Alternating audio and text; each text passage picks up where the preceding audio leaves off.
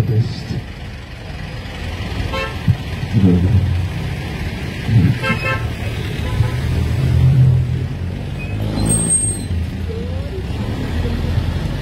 O Diyos, tulungan niyo po kami sa pong pag-aaral ng salita, Panginoon. Nawa magkakaroon po ng pangungusap sa mga tao na nandito sa Luz Biminda ng inyong mensahe. Kami pinadala niyo po sa isang purpose at marahil isang tao rito, Lord, na kakausapin ka kahapon. Kaya gamitin niyo po sa salita, Panginoon, pagkapala sa bawat isa. Pangalan ni Jesus sa inyo. Ephesians chapter 2, verse 8 and 9. For by grace are you saved through faith, and not of yourself. It is the gift of God, not of works, as any man should boast.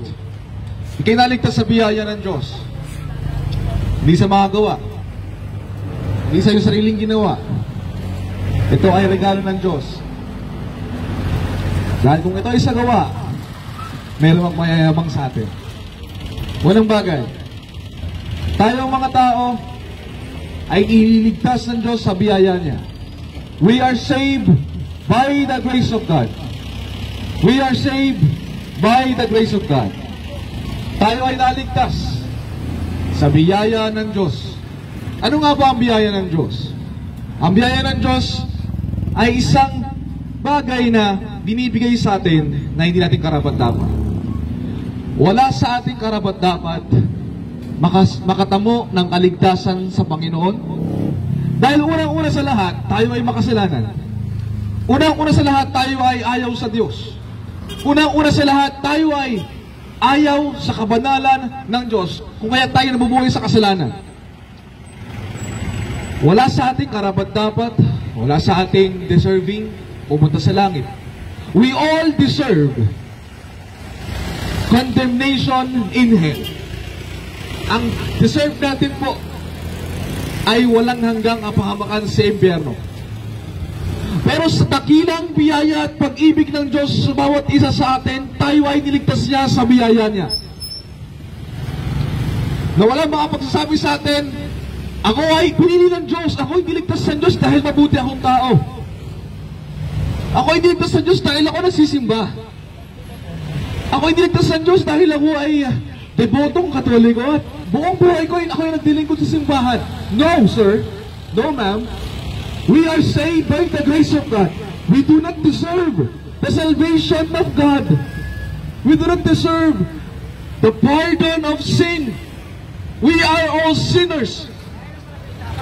We are all wretched, vile, and rebellion. We have rebelled against God.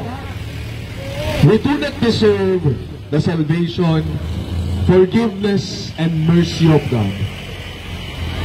But we are saved by the grace of God. Not of works. Not of works, lest any man should boast. Kung ang kaligtasan po, mga kaibigan, ay sa magitan ng paggawa ng mabuti, wala sa ating maliligtas. Dahil wala sa ating gumagawa ng mabuti, wala ni isa. Wala sino mang tao rito gumagawa ng mabuting bagay. Ako, ikaw, tayong lahat. We are all sinners, and we are sinners in heart. Kung hindi mapaguhin ng Diyos ang ating mga puso, tayo ay magpapatuloy sa kasalanan. Tayo ay mabubuhay sa kasalanan because our sinful heart, our sinful nature will do the things that God hates. Kung hindi mapaguhin ng Diyos sa mga puso natin, kung hindi mapaguhin ng Diyos sa ating mga puso, tayo ay magpapatuloy sa kasalanan. Except he be born again, we cannot see the kingdom of heaven. Kung hindi ka mapaguhin ng Diyos sa puso, maraming mga tao dito. Ikaw po, sir. Ikaw po, ma'am. Ikaw po, ate. Ikaw po, kuya. Akala mo siguro, ang pag-attend sa isang reliyosong grupo, ang magbabago sa iyo. No! Hindi tayo kayang baguhin ng ating reliyon. No one will ever change us except God. No one. Kahit nabulong ka lang sa magiging Katoliko, hindi ka kayang baguhin yan. Hindi ka kayang baguhin ng pagiging deboto sa anumang klaseng relihiyon. You are still sinners. You are still sinner in heart. Meron ka pa rin kasalanan sa puso mo. Meron ka pa rin kasalanan na tinatago sa puso mo. Kaya kahit anong simba mo, babalik at babalik ka pa rin sa pagiging makasalanan. Mabubuhay ka pa rin sa kasalanan. Gagawin mo pa rin ang kasalanan kahit anong simba mo. Because church will not change you except God. Only God can change the hearts of men. Diyos lang ang magbabago sa atin, mga kaibigan. Except you return to God, you will continue in sin. Kung hindi ka manunumbalik sa Diyos, kahit nabulo ka na sa kahit anong simbahan, hindi ka kayang baguhin yan. Only God can change the hearts of men.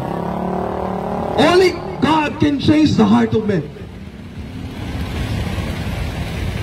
Kahit magpatuloy ka dyan sa anong klaseng sign of the cross, kahit anong bautismo ang ibautismo sa'yo, kahit anong osya kainin mo, kahit anong bagay, kahit saan ka umattend, religion will not change you. Only God can change your heart. Except you be born again, you cannot enter to the kingdom of heaven. We are saved by the grace of God. We are saved by the mercy and forgiveness and pardon of God in us. We are saved by the grace of God. Not of works, lest any man should boast. Only God can change us. For the bloods of bulls and goats can no longer take away the sins of men. Hindi na kaya ng dugo ng mga sheep, goats, bull na ino-offer sa templo. No! Wala makapagbabago sa atin except God. Kaya kahit anong sabi mo sa sarili mo, ngayon 2024, meron kang New Year's resolution. Meron kang sinasabi sa sarili mo, ngayon 2024, magbabago na ako, pero hindi mo pa rin magagawa yun because you cannot change yourself. Only God can change yourself.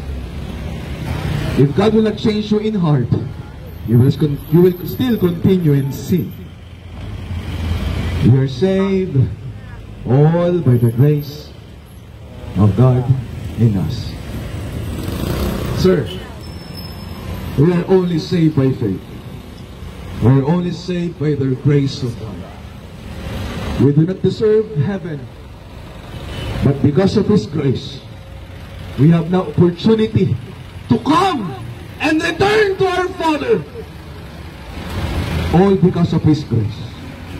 All because of His grace.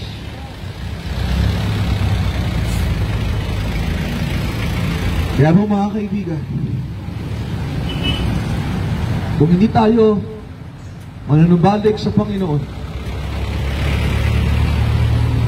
there remaineth no more sacrifice for sin. Wala nang pwedeng ihandog pa para tayo ay patawarin sa ating makasalanan. Because Jesus Christ is the Lamb of God which will take away the sins of the whole world. Jesus is the Lamb of God. Si Jesus, ang kordero ng Diyos na mag-aalis ng kasalanan ng sanlibutan. Only God can change us. Only God can purify us. Only God can forgive us. Except you return to God through Jesus Christ, there is no salvation. There is no salvation. Except you return your faith on God. You return to the Lord Jesus Christ by faith. Only by the loving grace of God in us. The Lamb of God, Jesus Christ, is enough to cleanse us and to purify us and to wash us from all our sins. Only God Only Jesus Christ, the Lamb of God. Turn your faith on Jesus Christ. Manumbalik ka na po sa Diyos. Sampalatayanan mo lang pa ng Kristo. Because when He come for the second time, when Jesus come for the second time, He will judge us. Huwasgahan mo tayo ng Diyos. Kung tayo ay walang maayos na relasyon sa Diyos Ama, when Jesus Christ come, we will face God the Father's wrath. Fix your relationship with Him. Fix, ayusin mo ang iyong relasyon sa Diyos. It's only by Jesus Christ. Except, if you're born again, you cannot enter to the kingdom of heaven. Yun lang ang mensahe na nais ng Diyos iparating sa magitan namin, iparinig sa inyo. Jesus Christ is the Lamb of God which will take away the sins of the whole world. For God so loved you, sir. For God so loved you, ma'am.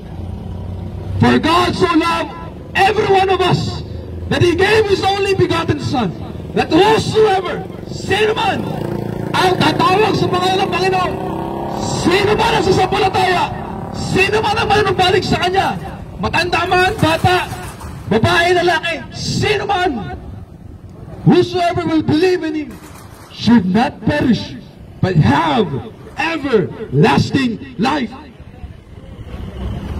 But he that believeth not is condemned already. Kung hindi ka maniniwala, walang ibang kaligtasan sa mundong ito except through and by the Lord Jesus Christ, the Lamb of God. It's only by Jesus Christ. Dear sirs and ma'am.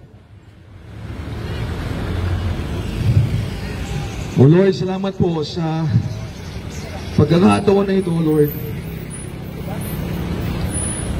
I give them to you, O Lord God.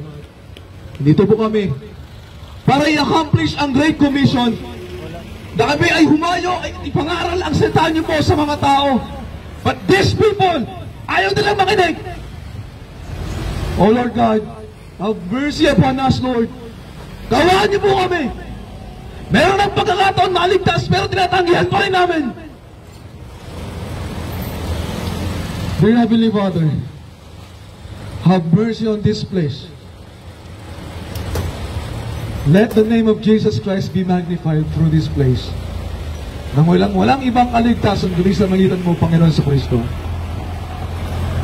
At yun po ang aming pinangaral ngayong gabi na ito. Nakikinig sa akin, make a decision. Make a decision, dear sirs and ma'am. Make a decision to come back to God. Manumbalik ka po sa Diyos. Gumawa ka ng desisyon. Gumawa ka ng seryosong desisyon. Natatalikuran mo ang kasalanan at manunumbalik ka sa Diyos kung saan ka nang galing. Return to your Creator, sir and ma'am. There's only one salvation. It is by Jesus Christ. Sabi ng Panginoon, siya ang daan, siya ang buhay at katotohanan. Walang makaparoon sa Ama kung hindi sa magitan niya. Walang iba. So gawa ka po, sir and ma'am, ng desisyon to return to God. Believe on the Lord Jesus Christ and thou shalt be saved, and in thy house. Believe on the Lord Jesus Christ and thou shalt be saved. Maniwala ka sa Diyos, kay Kristo, at ikay maliligtas. We are saved by faith. By faith alone, by grace alone, by scriptures alone, and by God alone. It is only by Jesus Christ.